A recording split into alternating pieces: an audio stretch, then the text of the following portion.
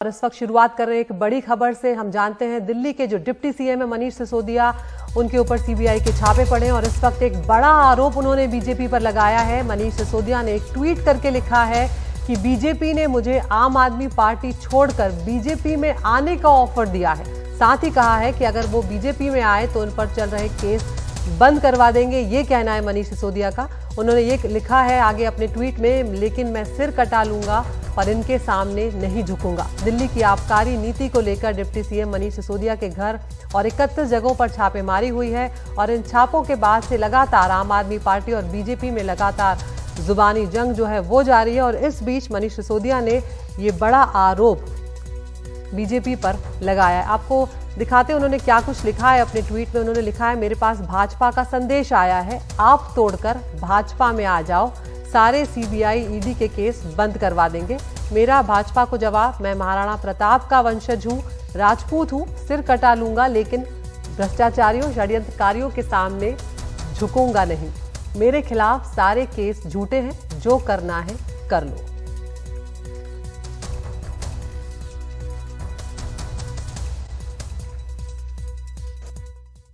मोहल्ला क्लिनिक से मोहल्ला ठेका, ये अरविंद केजरीवाल मॉडल है। मोहल्ला क्लिनिक में दवा नहीं मिली, मोहल्ला ठेका में घर घर दारू पहुंचाने का काम इन लोगों ने किया है। और जब इनका भ्रष्टाचार पकड़ा गया तो 24 घंटे की मैंने मोहलत दी थी कि अरविंद केजरीवाल जवाब दें। अरविंद केजरीवाल जी आज तक भी मुंह नहीं खोले हैं।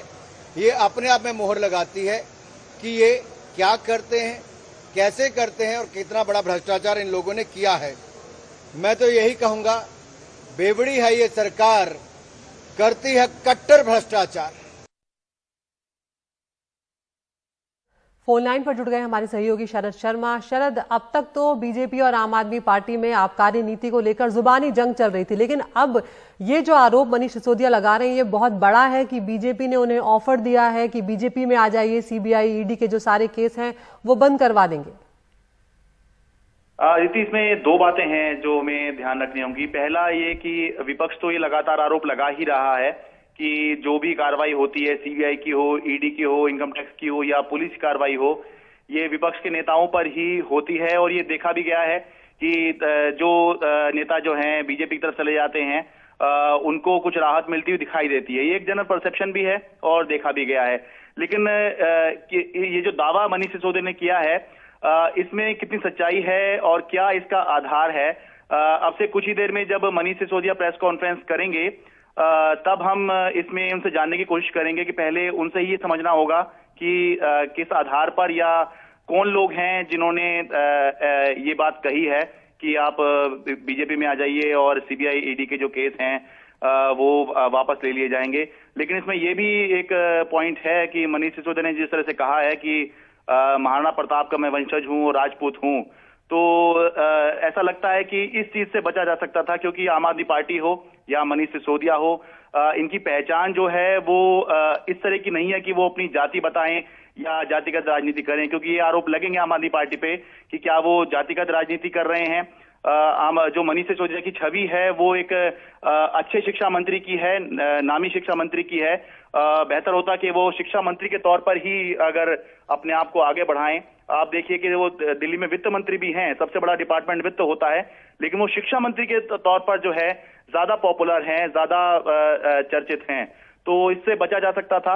लेकिन जहां तक बात है इस दावे की, तो अब से कुछ ही देर में जब अहमदाबाद में प्रेस कॉन्फ्रेंस अरविंद केजरीवाल और मनीष सिसोदिया करेंगे तो उसमें ज्यादातर मीडिया का फोकस इसी बात पे होगा कि वो बताएं कि आखिर ये किस आधार पर उन्होंने ये दावा किया है कि बीजेपी जो है उनको ऑफर दे रही है कि आप बीजेपी में आ जाइए और सीबीआई ईडी के जो केस हैं, ईडी का भी केस अभी आगे लगाने की बात हो रही है, तो वो जो केस है किस तरह से वो वापस लेने की बात किस आधार पर की जा रही है।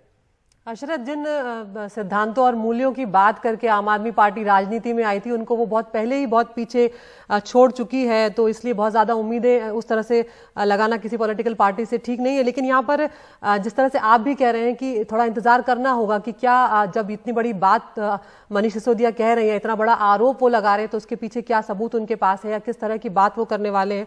लेकिन शरद, ये जो मामला है, जिस तरह से ये राजनीतिक रंग लेता जा रहा है, ये लड़ाई यहाँ पर थमती नजर नहीं नहीं आती और एक तरह से कहीं ना कहीं आम आदमी पार्टी इसको उस तरह से पिचिंग भी कर रही है कि उसे 2024 के चुनाव के पास बार बार लेकर आ रही है। बिल्कुल, और इसीलिए आप देखिए कि अरविंद केजरीवाल हो, आम आदमी पार्टी हो, गुजरात में कैंपेन तो लगातार कर रहे हैं। जब से पंजाब में चुनाव जीता है उसके बाद से गुजरात में लगातार कैंपेन कर रहे थे। अरविंद केजरीवाल ने 6 चुनावी वादे जो हैं वो अब तक गुजरात में कर दिए हैं। किसी में भी मनीष सिसोदिया जो हैं नहीं आए। यहाँ तक कि जो शिक्षा को लेकर ऐलान किया कि अगर आम आदमी पार्टी गुजरात में सत्ता में आई तो शिक्षा के क्षेत्र में क्या करेगी, वो भी जो ऐलान किया या घोषणा की उसमें भी मनीष सिसोदिया नहीं थे।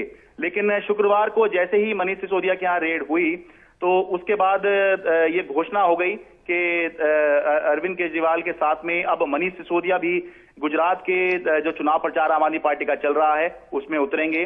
तो इसीलिए आज जो प्रेस कॉन्फ्रेंस होने वाली है वो उसी का ही एक हिस्सा है। आप चुनाव प्रचार समझ लीजिए या ये जो पूरा घटनाक्रम चल रहा है जिसमें सीबीआई की रेड हो रही हो, सीबीआई का केस हो रहा हो, तो ये सारा उसी से जुड़ा हुआ है। इसके बाद एक टाउन हॉल है आज और कल 2 दिन जो है ये दोनों ही नेता आज आम आदमी पार्टी के शीर्षस्थ नेता हैं, ये दोनों ही गुजरात में रहेंगे। लेकिन आज का फोकस अब फिलहाल इस बात पर है कि मनीष सिसोदिया ये बताएं कि किस आधार पर उन्होंने ये इतना बड़ा दावा किया है। बहुत बहुत शुक्रिया शरद आपका इस तमाम जानकारी के लिए। आपके पास हम लौटेंगे क्योंकि अब देखना होगा, क्योंकि इस बयान के बाद अब ये जो सियासत इस पर शुरू हुई है ये और गरमाने जा रही है।